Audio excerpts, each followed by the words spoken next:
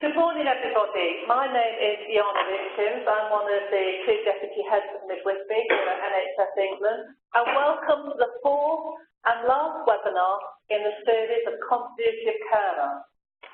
These were devised following the road trip of England, visiting policy into practice as part of our national visit, which were absolutely fantastic.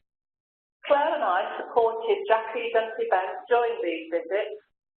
So prior to this now, we would like to just go through a few housekeeping rules with you. Please note that this webinar is being recorded for future reference and for wider distribution, and you have all been muted on entry to reduce any interference to the webinar.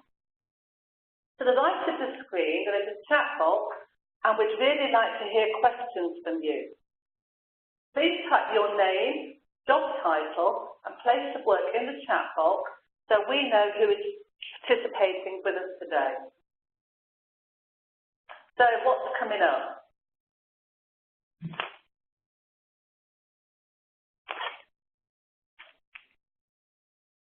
So I'm shortly going to hand over to Professor Jacqueline Dunkley-Bent, our Chief Midwifery Officer at NHS England NHS Improvement. I'll then do a short recap of the last webinar, which was on maternity boys partnerships and women. Then we'll be followed by Pippa Nightingale, who is Chief Nurse at Chelsea and Westminster, and we're looking to have Victoria Cochrane, who's her Consultant Midwife and Director of Midwifery.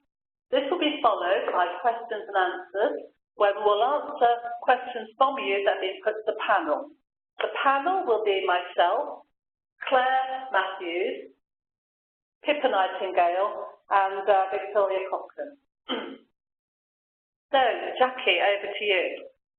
Thank you, Yana. I'm delighted to be able to just briefly talk to you about continuity of care and the national ambition.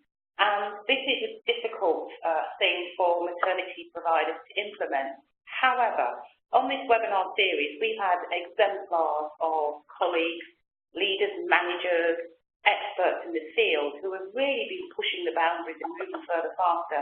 And this is your opportunity to hear from them, to learn from them, and really to think about how you can move forward and take through some of these challenges. So I'm really excited to be able to introduce to you Pippa Nightingale. She is not only Chief Nurse at Chelsea and Westminster, she's also qualified registered midwife and still a practicing midwife, the only chief nurse that still practices as a midwife. And in tow, she has her acting head of midwifery, Victoria Cochrane, who is the engine behind the cell. So before we introduce them, I think Yana is going to give us a little bit of a recap. Thank you. Thank you, Jackie. That was great. So I'm just going to now recap the webinar will be and some of the key messages. So for those of you that came onto the webinar last time, we heard some fantastic stuff around why continuity of care matters to women. Now we know this, and Lisa Ramsey is the service user voice at NHS England, and she invited Lindsay McCarthy-Calvert, a mother of four, who leads on the South East Essex Maternity Boys Partnership, to give some examples of why she's so committed.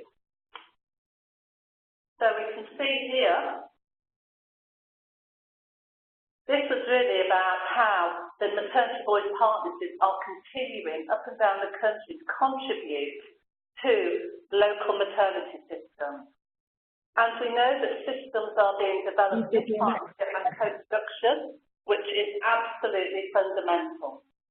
And these are leading in very different areas which are relevant to the local maternity system. It can be in postnatal, perinatal mental health, breastfeeding, and they're working very closely with heads of midwifery, consultant midwives, midwives users to develop services going forward. These presentations will be available to all of you with slides, and we will give you further information about that.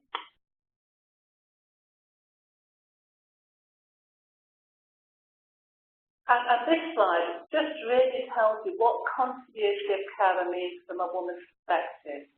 And I think that as midwives, we can all see that not having to share the same story at antenatal appointments and feeling very special and being part of that team is essential for women.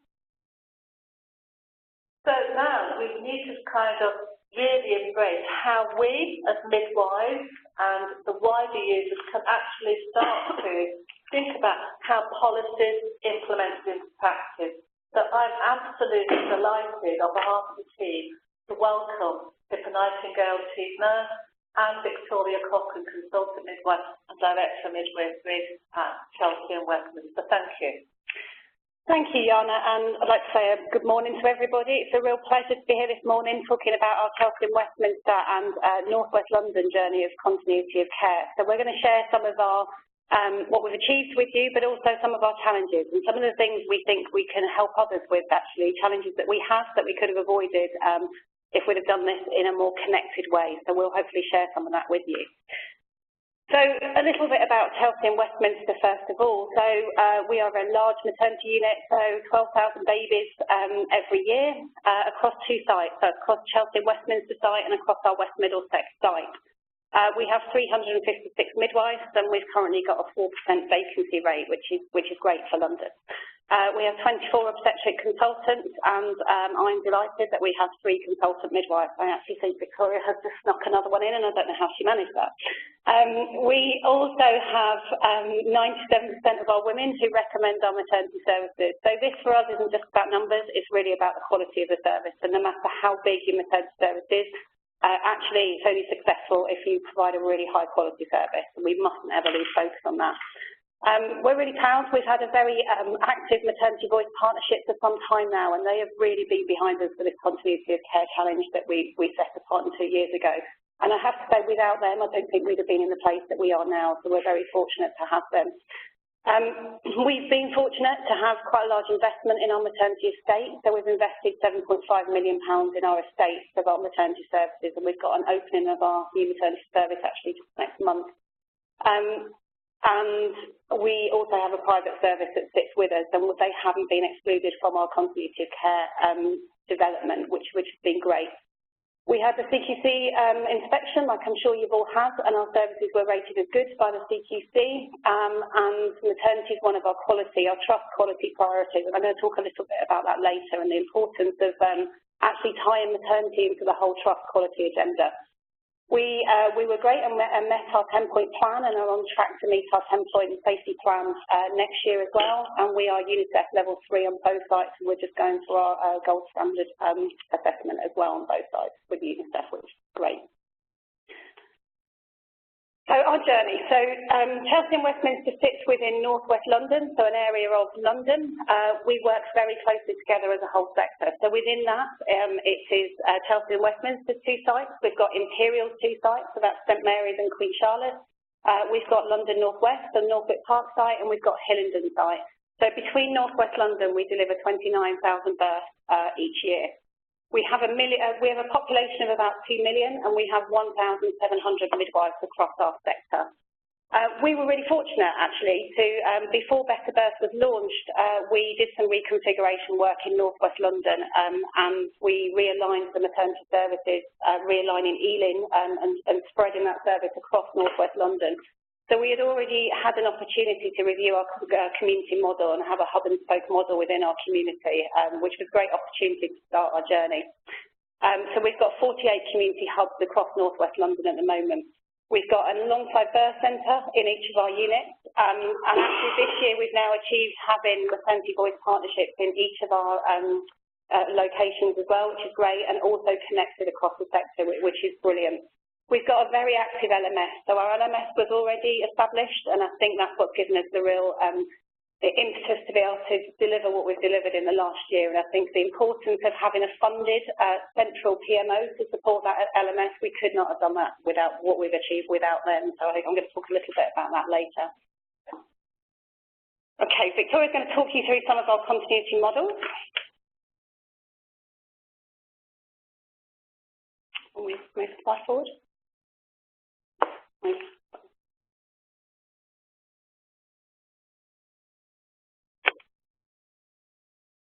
Might move forward. Okay, so the slide will follow and Victoria will start talking.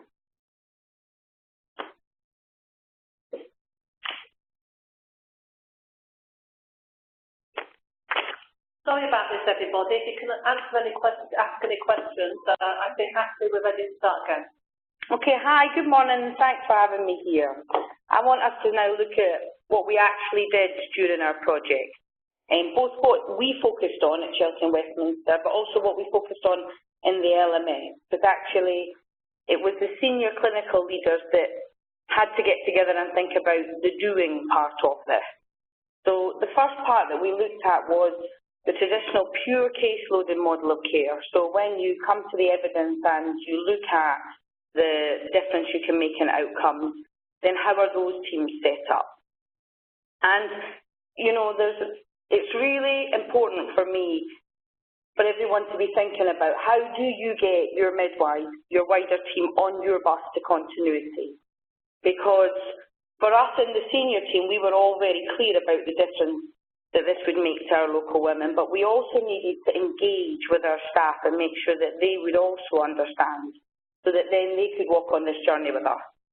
So what we've done on our two sites is we put out to staff in terms of which women did they think we could make the biggest difference to in a pure case-loading model.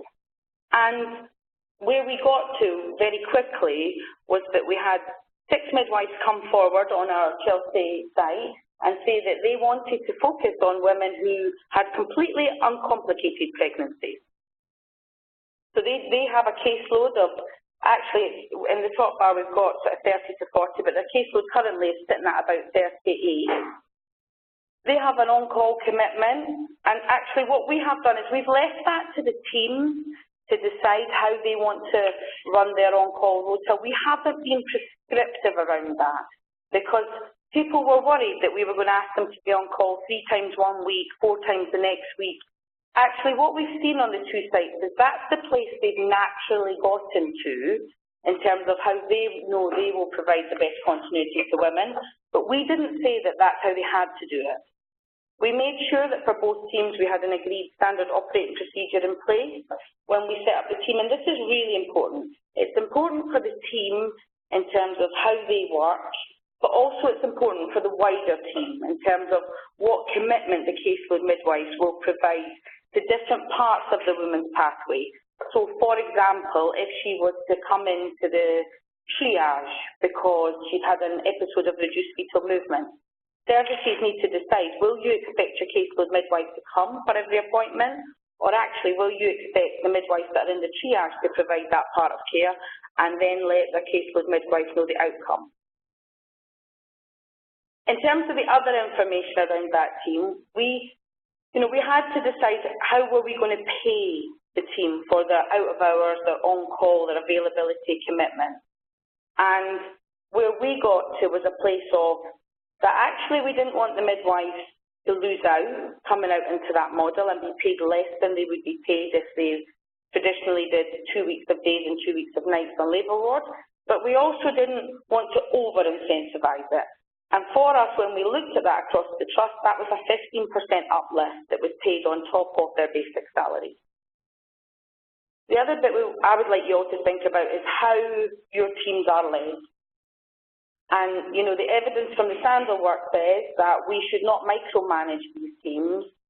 We should allow them to be completely self-led. And that is the model that we have taken forward. We've worked on the premise that they have to provide care to a certain size group of women a year, and their KPIs are based on the outcomes for the women, not how many hours they do based on weeks, based on months. So that's our one team on the Chelsea site, and actually the caseloading team on the West Middlesex site, which mirrors it very similarly, but looks after a different group of women, they decided to take on the care of women with previous gestational diabetes, because we wanted to look at could we make a difference to their outcomes based around their endocrine condition. So that team actually has a smaller caseload size because they are medically complex women, and they flex that month on month depending on the specific women that they are going to take and how complex their pregnancies have been in the past. They're averaging currently about 1 to 35. That team has a slightly different on-call rota, so they actually, when you compare them to the group looking after uncomplicated women, will do slightly less. So you can see from the differences in what I've talked about, there are many things that are similar. Sorry, we've just paused again. We'll move us on in a sec. Please start putting questions that you'd like to think about to the panel. That would be really helpful.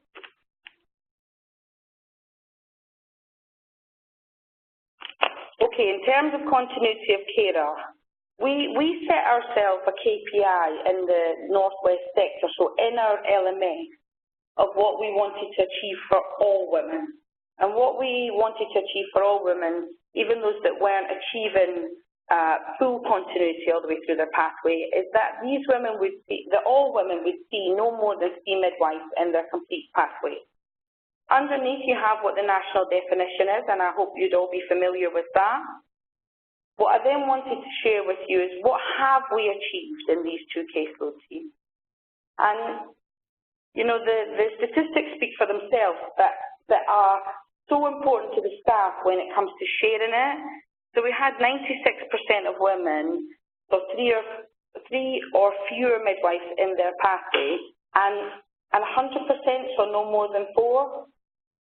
94% of the women that were seen on our sunflower team were looked after in labour by a member of that team. And actually 60% of these women gave birth with their named midwife, so that's the women that booked them, the midwife that booked them, saw them all the way through their pregnancy, and then was there for their birth. In the DAISY team, our statistics are slightly higher, so we have 98% of women saw 3 or fewer midwives. And again, 100% saw no more than 4 midwives, and that's 4 midwives from their team. And actually what's really interesting is their on-calls are slightly different, but how many women they look after in labour is exactly the same currently on each of the 2 sites. So we move on to our clinical outcomes. And you can see here, which is what you'd expect from continuity of care models, that our spontaneous vaginal birth rate is higher, the number of women who chose not to use pharmacological pain relief in labour is higher, and that our breastfeeding at 6 weeks postnatally is also higher. What we also chose to look at within the group of midwives that are providing caseload care for women with the previous gestational diabetes is, could we affect their glycemic control? And actually, these slides are really powerful in terms of the outcomes of what we've achieved. So more women having care in this model compared to those having traditional care in the service remained diet controlled only with their diabetes. We've seen less women needed to move on to metformin and less women's pregnancies controlled with insulin. So there's something very protective around the caseload model and medication for women with previous gestational diabetes. We worked up within our financial analysis, what is the benefit of this in monetary value? And if we were to have this model across the sector, purely based on medication, we would save $733,000 a year. So we've also implemented other models, and at Chelsea and Westminster, we have taken this model on later than some of our counterparts in the Northwest sector. Like they have done with our caseload models, we are learning from each other. It's really important, the strength in the LMA and different sites testing different models and us learning from where they had challenges so that when we roll it out with more ease. But actually, in every site now across the Northwest sector, we have continuity of care on our birth centres for women.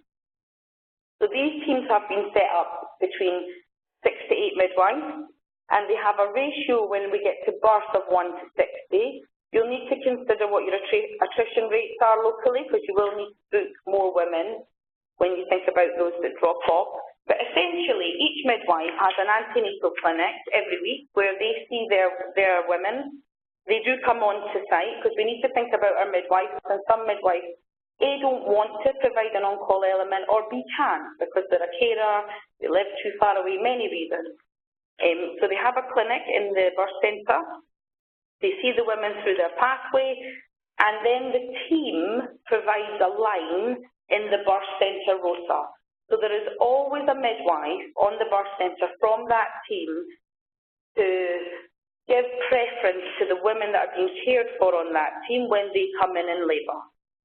Now, we acknowledge we are not going to get the same level of named midwife intrapartumly as we will with caseloads, but we need to have different options available for midwives. Then each of our sites have done it slightly differently, so some of the teams go out and provide the all of the postnatal care for women afterwards because they've chosen a group of women that live within their geographical patch. Some of the teams have offered women the appointment to come back in and have their postnatal care in a clinic type setup on site. And some, like ourselves, because we have a high level of women who postnatally go outside of our geography, we've offered them the ability to come back in, but for those who decline that, then we'll do a postnatal follow-up phone call. These are from one of our partnership sites, but these are the clinical outcomes we have seen so far with our birth centre continuity models. And again, you can see the difference that providing care to women in this model in a midwifery-led setting has given us in terms of an increase in spontaneous vaginal birth, reduction in cesarean section, analgesia and breastfeeding. So the bit that makes my heart the happiest, I have to say, after all the work that we have put in over the last 2 years, and the level of work and commitment cannot be underestimated. You have to eat, breathe and sleep this, because the staff will look to you to say, do you truly believe it, and are you going to continue? I have a bus. I have a 52 bus to continuity, and I drive my colleagues crazy because I take my bus, which is a tray and a trolley around the unit with food and drinks on it, and every midwife, doctor, maternity support worker will stop for a drink and a biscuit, and always it's about continuity of care. And we, as a trust, have achieved 21% of women in March on this pathway. I'm going to hand you back over to Pippa. Thanks, Victoria.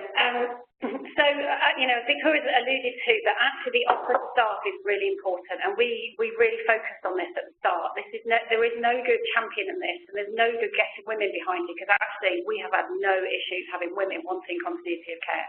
You have to have your staff behind you. So right at the start of our journey, we did a huge engagement piece with our midwives, and I always think you cannot just think maternity midwives are not an island. We have to think about the whole multidisciplinary team. And actually what worked really well for us is getting the obstetricians on at the start.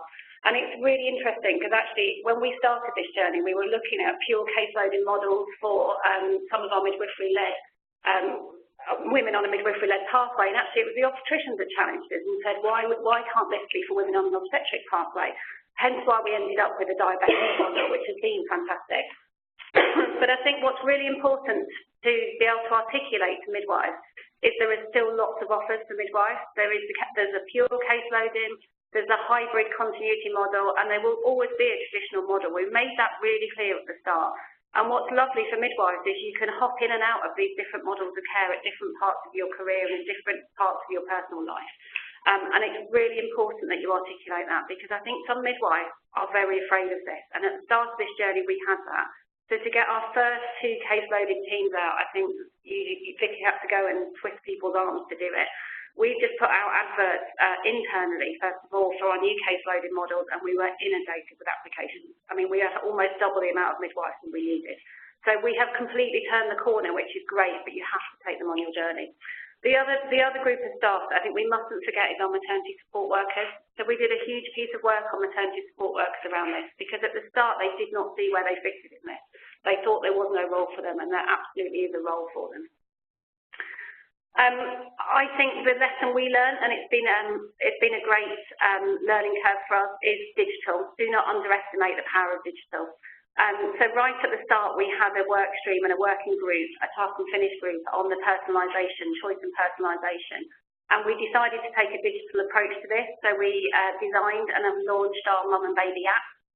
This is the only app that's around in the country. It allows you to do a personalised care plan. So if women can interact with it, it signposts them to information, it's translatable into any language they choose, and they can write their own personalised care plan on it, which is great. So midwives can have a really informed conversation with women looking at the app and looking at their own personalised care plan.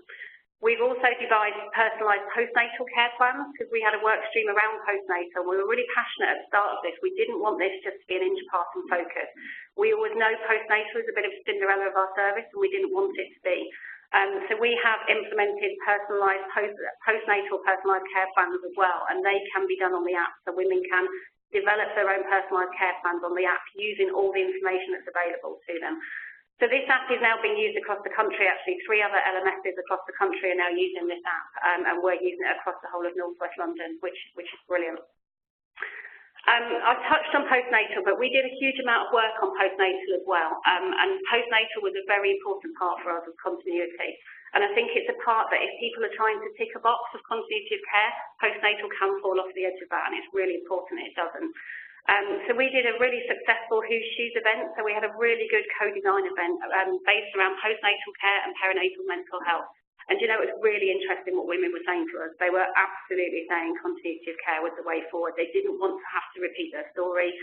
They didn't want to have to meet a new person every time, and they felt they needed to gain trust in their midwife to be able to share some difficult information with them.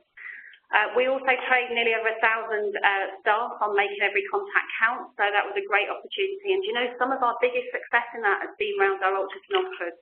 So our ultrasonographers have a dedicated good half an hour, 40 minutes with every woman, and they really grasped this. They really took this opportunity once they'd had their making every contact count training to have some really valuable conversations about public health messages. And then we were really proud that North West London and some of our great clinicians were part of the perinatal positivity. So we launched that at Chelsea and Westminster about 6 months ago now. But this has been a really positive initiative. And it is really talking about postnatal and having a baby can be a really difficult time for most women, and we have to be able to be open about that and talk about it more widely. So that's been a great initiative for us. So, I mean, the lessons learned, I guess, is what I wanted to share with you all. So, the importance of working with it as a system. Now, you cannot underestimate this. And I think if you're in a system where your local maternity system is not established, you have to take a step back. You have to focus some time and resource in setting that up first. Because without our North West London local maternity system, actually, I don't think we would achieve this. So, we have achieved 21% of continuity across the whole of North West London for the month of March, and we would not have done that if we hadn't have worked together. So for me, it was really important that we had a funded local maternity system. So we had a funded 8B lead for this, and we had 3 Band 7 midwives that were working as project managers within that LMS, as well as admin support, and they were absolutely fundamental to our success. And I think the importance of working together is we don't duplicate. We learnt our lessons in one unit, we didn't replicate them in the others. And actually what we did is we piloted lots of different continuity models across all of our different hospitals and different maternity services. So it was a great way to learn together. So I think system leadership, that stronger together piece is really, really powerful. And I think the other thing I'd say is maternity shouldn't work on its own. So it's really important that your LMS is part of the STP governance.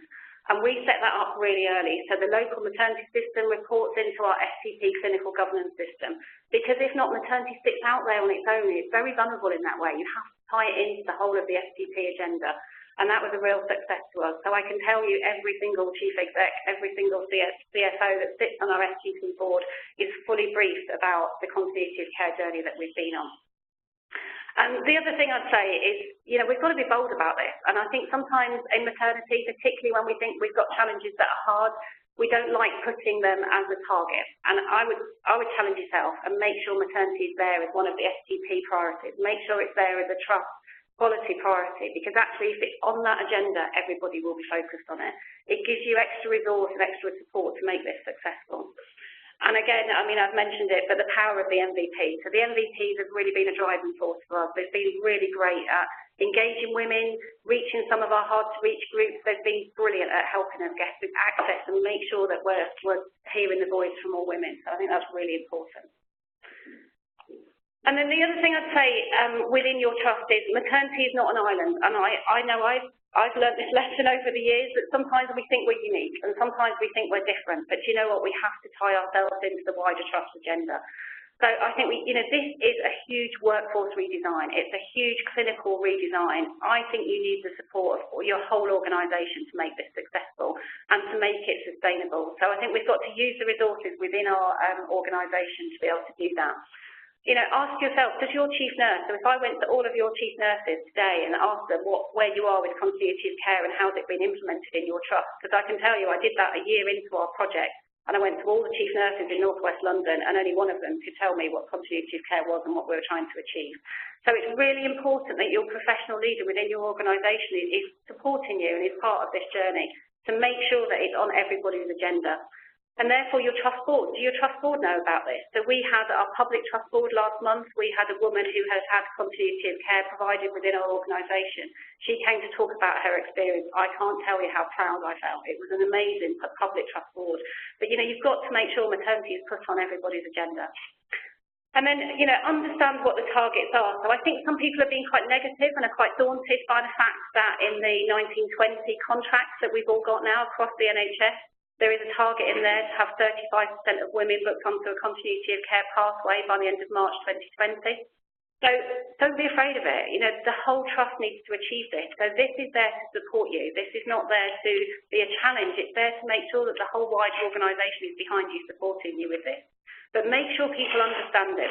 There's lots of things in a clinical contract that people don't actually understand. So make sure you pick out the maternity pieces and that everybody is behind you to support them. And I really think that we need to be careful that we don't just think this is midwives delivering this. This is the whole MDT team. And this is, your obstetricians, this is your student midwives. You have to be working with your academic providers. We really have to think about how we're training our midwives and how they are working with us as students. Don't forget about your support workers, because I think we did at the start and they became very nervous and very anxious with this. And think about your widers, so the ultrasonographers who delivered a huge piece for us around making every contact count. There's a lot of people that are involved in providing a maternity service. They are all responsible for providing continuity of care. And like I say, this is a huge workforce redesign. You have to use your operational managers, your finance managers, your HR. Use all the expertise that's in your organisation. Don't just feel you're there on your own doing this, because I don't think it will be sustainable if we do it in that way.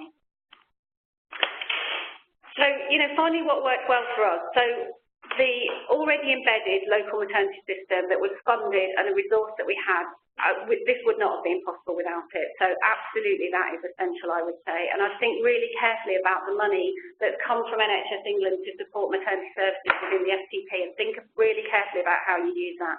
Because I would say having essential PMO support within your sector is an essential thing to do.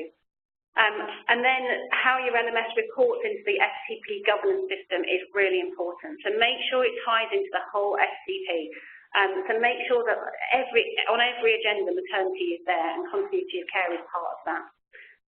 You have to invest some time and some energy and funding, actually. So we use some of our NHS England funding to fund each of our maternity voice partnership groups. That was essential, but it's made us have really well embedded MVP groups, which was essential.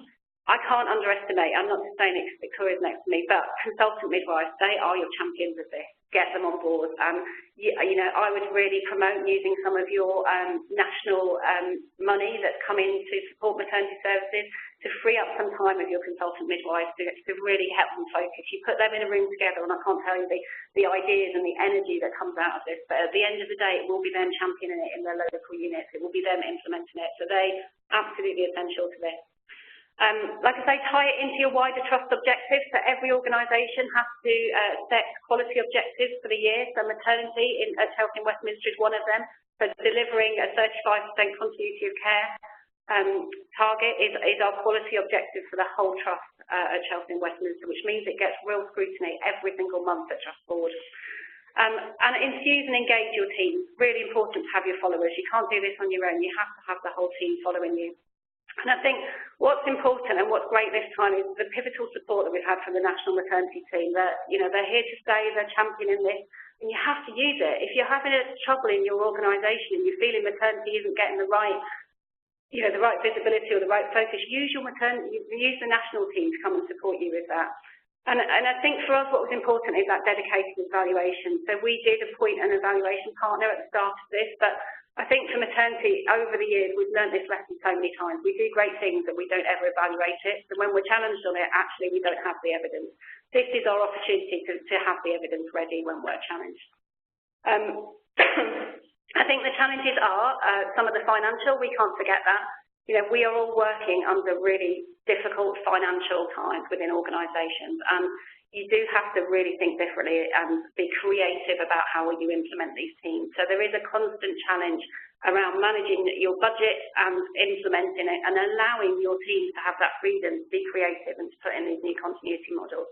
And that's a constant challenge.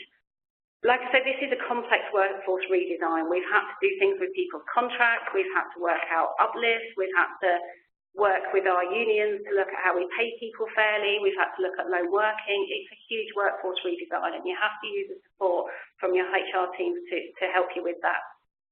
And then I think the other challenge for us is the acuity. So there is still, you know, we've tried with Birth Rate Plus and I know there is still some work going on there, but it's very hard to actually do an acuity-based assessment on what the actual numbers we do need in continuity teams are and how many women you can have in each continuity team. And I think nationally we all need to work together to try and create that body of evidence to support people to be able to implement this. So that's our journey, so that's our lessons learned, and I'm happy to take any questions from anybody. Thank you. So, good morning everyone. My name is Matthew, and I'm going to host the panel now. We've got Pippa Nightingale, who you've heard speak, Victoria Cochrane, we've got Yana, Richens, myself, and Professor Jacqueline Dunkley-Bent here in the room to answer your questions. I'm going to start. I've had a similar question twice. Once anonymously, and the other one was from Catherine Hardy up in the northeast. So good morning, Catherine. Thanks for your question. And basically, I think Pippa's just answered it, but maybe she just needs to reiterate it for you. And that is, have you got any tips of how to gain buy-in from the clinicians and the obstetricians and the general managers because they're struggling in the north with that? Yeah, you know what, if I had a magic wand, I'd share it with you. It's absolutely about storytelling, and you have to tell your story differently to different staff groups. So the way we tell it to our clinicians is slightly different to the way you tell it to your operational staff, and you have to just bespoke your story. But, you know, the outcomes of continuity of care are really compelling, and we just need to carry on telling everybody and engaging everybody. I also think your LMS is a big part of that. So if you've got a functional LMS that you've got obstetricians from every unit and you've got operational staff and commissioners there, they are part of helping you deliver this. So we got around the obstetricians really quickly through the whole joint working through the LMS. They were completely convinced this was the right thing to be doing. So we didn't have an issue from the obstetricians. Our operational staff, they needed to understand this. They were afraid of it. They are in effect responsible for the budget. And all they could see is this is going to cost more money. And, you know, it's about telling that story of this is a workforce redesign. This is about working differently. It's not more midwives. It's not anything to do. It's just a different way of working. And you have to just be able to tell your story differently to be able to get them all on your side, really. Thank you. And one of the tips that I have, when I've ever had any problems engaging the operational staff, particularly the finance directors, that wasn't mentioned, but ultimately they have a big input in moving these things forward, is to really look at who you've got as your non-exec directors on your trust board, because they can be your critical friend and your advocate on the board in a different way to maybe your director of nursing or your financial director, and really look at what is right for the patient, what is really there to make things better. And I would search out one of your non-exec directors to try and really be your champion of continuity of care, but also of maternity services per se. So that's great, thank you, Pippa. The next question is a little bit similar, but I think if there's anything else you want to add, is what support did you receive from the wider organisation?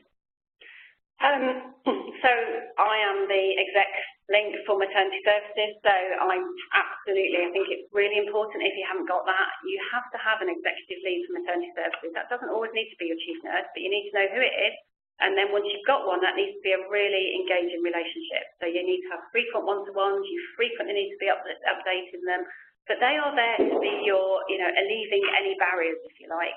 They are also there to make sure maternity is known to the trust board and the agendas are known to the trust board. So I think the key to it is identifying who your executive link is and building that relationship with them. Thanks, Pippa. The next question we've got is from Abby Wild, so thank you for sending that one in, Abby. And I'm going to pose this one to Victoria, and that is around the diabetes pathway that she talked about this morning. And the question is, do you offer a continuity of care model to all women with previous diabetes, or is it a selected group? And if it is a selected group, what's your selection criteria? So we do offer it to a selected group, and that group is women with previous gestational diabetes. Because actually there are some women with diabetes that need a huge amount of medical input and will be seen for most of their care in the obstetric clinics. So if we're going to focus on women with medical conditions, we've got to focus on the ones that we think we can make the biggest difference to, so the ones that sort of sit in the intermediate group. So we take all of those with previous gestational diabetes and diet, and it probably leaves the team about a gap of 3 women a month for the endocrine consultant to refer in the women they specifically would like the team to take, so who they think they can make the biggest difference to. And that's one of the ways we sold it to our consultant obstetricians. So like the midwife, we found somebody who was really passionate about this, that had an antenatal clinic that was bursting at the seams, who wanted to be able to give more time to their women. So by taking away a group and redefining the pathway for that group, they could give better obstetric care, and they are now our champion. And actually, some of the women aren't even seen in the clinic now for their obstetric appointments. The plans are made over the phone and over email. So that's the group that we see, and that's the reason that we've chosen them. Thank you. Next question is from Sarah Bennett in Leeds, who's working in the LMS up there. Thank you, Sarah. Sarah's asking, how many women have received care from these teams, and what percentage of the total birth rate is this? So from continuity teams in total, so for Chelsea and Westminster, we've actually got 26% of women on a continuity of care pathway. And in total, I submitted the numbers yesterday, I should know it, it's around, I have to look it up. 20 points. So for North West London, 21% is North West London, so the whole of North West London, so for our 29,000 births, we've reached 21%. It differs across the 4 units, and the different models have brought in different numbers of women onto a continuity pathway. Thank you, that's great. Another question now from Abby Wild. Has it been a problem for midwives working on the birth centre in a continuity of care model, doing postnatal home visits with regards to car insurance, and has it cost any more money for car insurance? Is that an issue? Well, staff do need to change their car insurance if they're going to use their car to do their postnatal visits, because they're using it for work. What's interesting for us on our Chelsea site is we don't have many car users because of the area that we work within. So a lot of our midwives will use public transport or bicycle. But if you are in an area where all of your midwives are car drivers, or you're thinking about setting up this model, you either need to think about a pool car and how that might be funded, or what the impact of that cost is going to be if you have 7 midwives that are going to need to use their car, and how that would be factored into the setup. Thanks for that, Victoria. And just really to share that in my experience of working in the north in more rural areas, most trusts already have pool cars set up where these issues are a problem. But my experience tells me that business insurance doesn't actually cost any more. It's about declaring it and making sure that that is declared. And it's a very simple change. Usually doesn't cost any more, but it really does impinge on you if you have an accident and you haven't declared it, and that's where you would become penalised. So all staff should be encouraged to declare that they're going to use it for business use. So I hope that answers that one. Pippa, the next question is for you, and it's from Sharon Hadley. And Sharon would like to know, Sharon's a lecturer, and she would like to know, how has your workforce as midwives taken to this change, as she's finding resistance from the midwives who are not wanting such major changes as this? So, I mean, I think that's a really valid point, and it's going to be a challenge for all of us. But it's really important that you engage the midwives at the start. We had a lot of hesitance at the start of this, and like I say, when we put out our first advert to try and get 14 midwives to work in our first 2 continuity of care models, we had to go around twisting people's arms. A year later, we are inundated with applications, and when we put an application out, we've got more midwives wanting to do it than the posts that we've now got. So I think it's just that natural change process that, you know, whenever you put in something new, you'll get the forerunners, you'll get the people sitting on the fence watching. If you make it a positive experience for the people, for the people working in that model, they're your champions, they're your advocates, and that's what's worked really well for us. But I think you also have to offer lots of different models for midwives. We shouldn't force them to work in any set way. So we have to always offer the traditional way of working, the combined case loading models and the pure case loading models. So we've given midwives the option of different ways of working.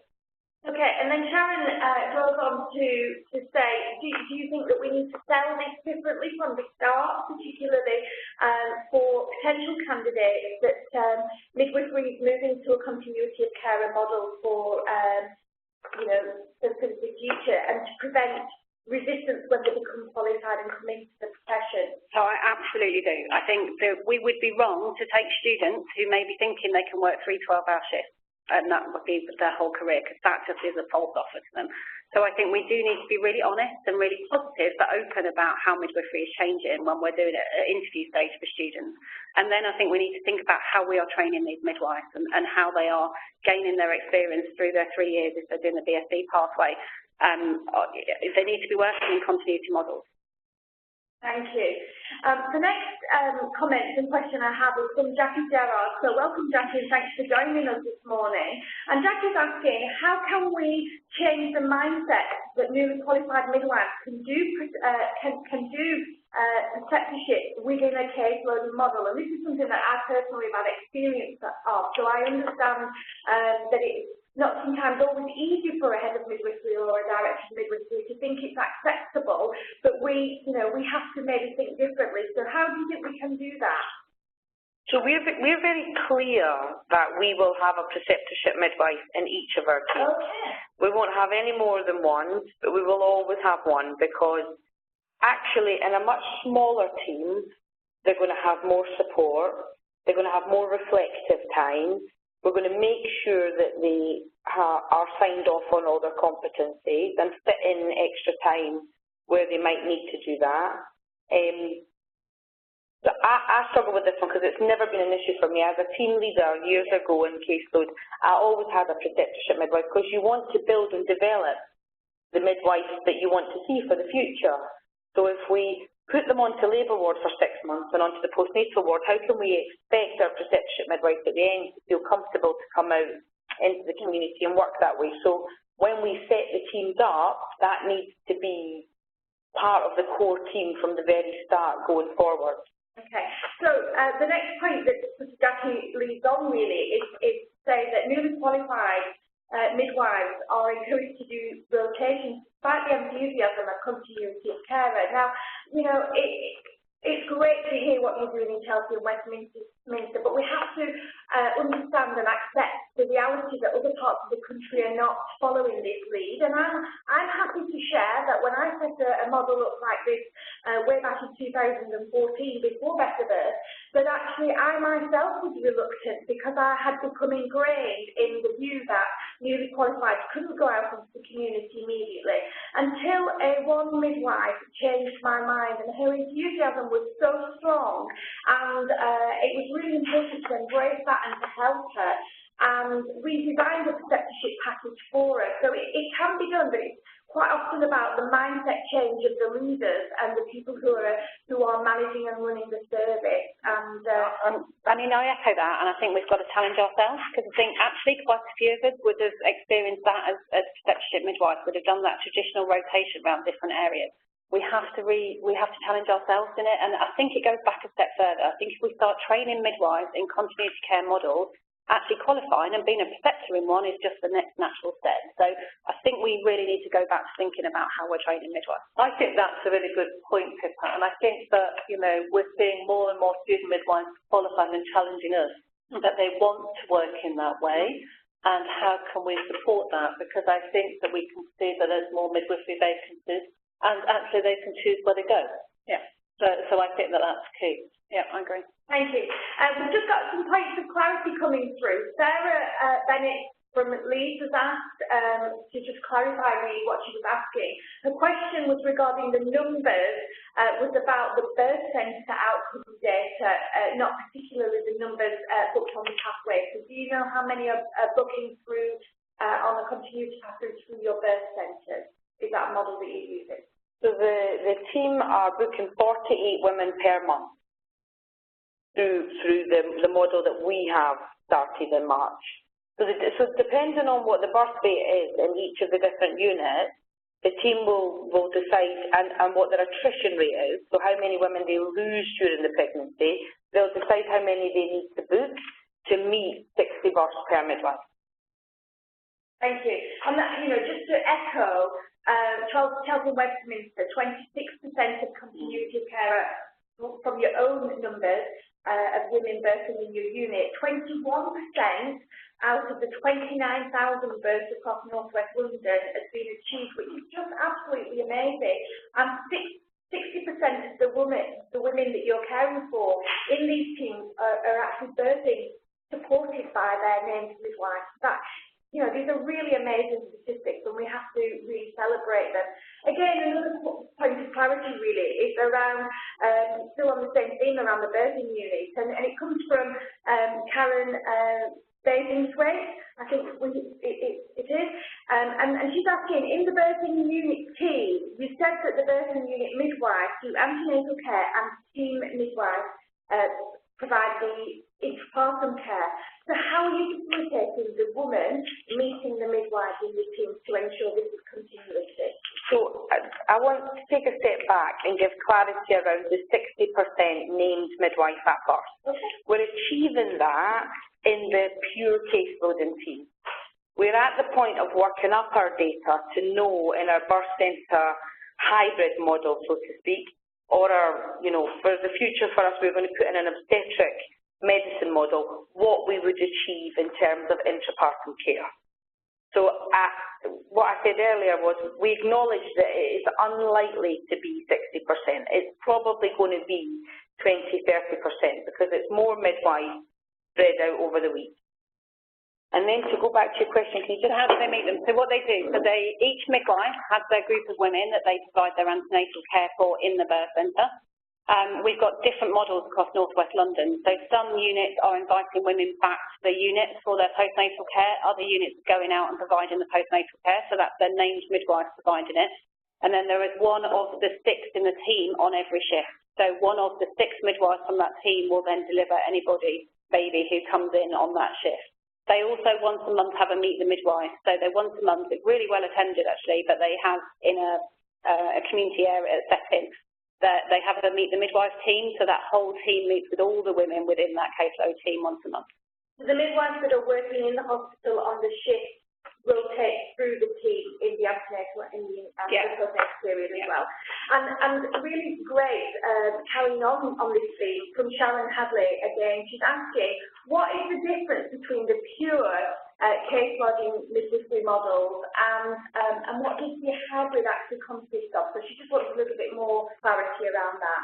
So our caseload team is 6 midwives who have a caseload ratio of around 1:35, 1:40, and they will do all the women's antenatal care in whichever venue suits the woman, whether that's at home, whether she wants to come into the antenatal clinic, children's centre.